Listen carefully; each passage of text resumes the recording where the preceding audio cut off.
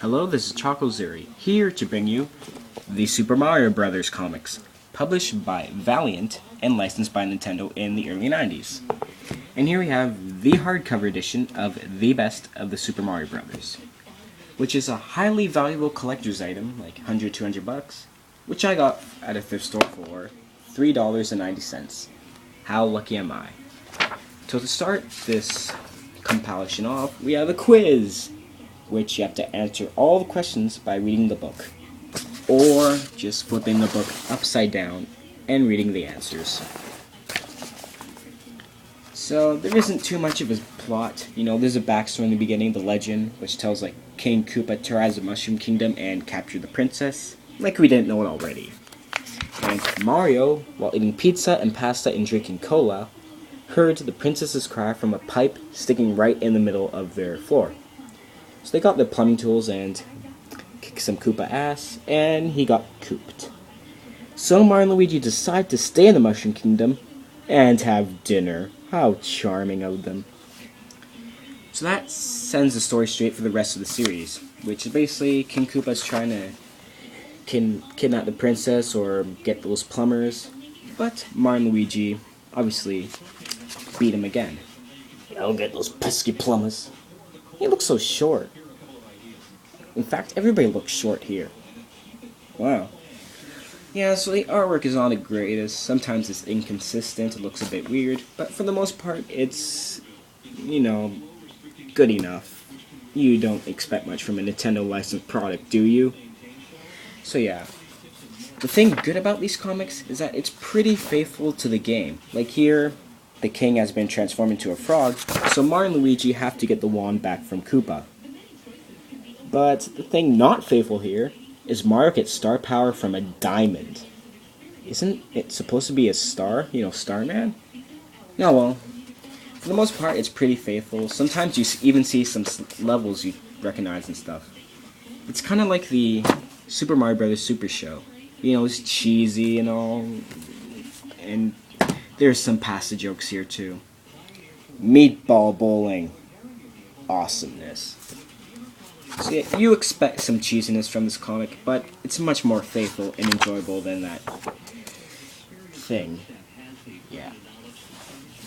The thing I always found weird in these comics is Mario has a huge fanboy thing for this comic called Dirk Drainhead, which is basically his all-time favorite hero.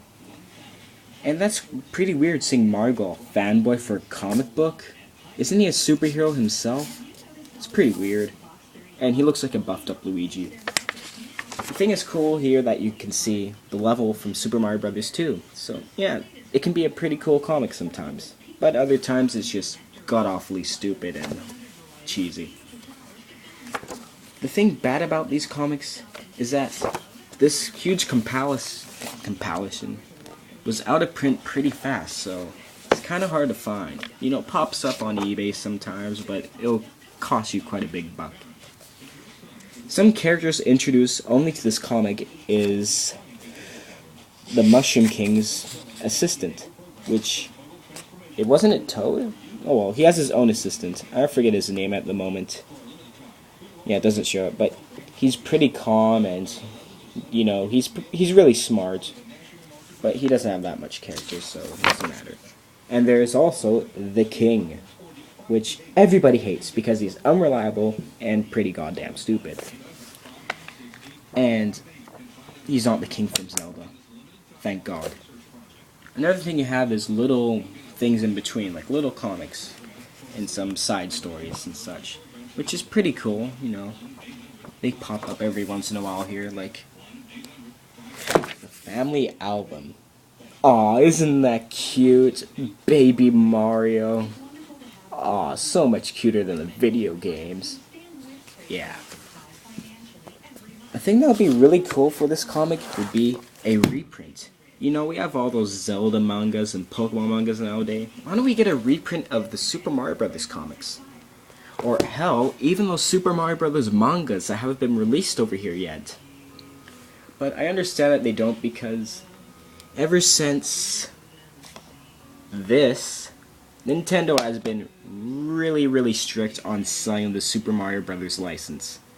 So we don't see many Mario things pop up nowadays other than figures, really. But if you really want to read these comics, you can go online and find them. They shouldn't be hard to find. There should be a website that has them. Or if you're really, really desperate, go look on eBay for this compilation.